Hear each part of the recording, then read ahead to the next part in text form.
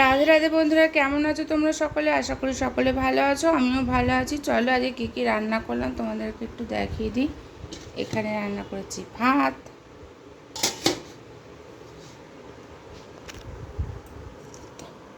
এখানে আছে ভেন্ডি মশলা মশলা ভেন্ডি, ঠিক আছে। এখানে করেছি লোটে মাছের ঝুরি ভাজা আলু দিয়ে,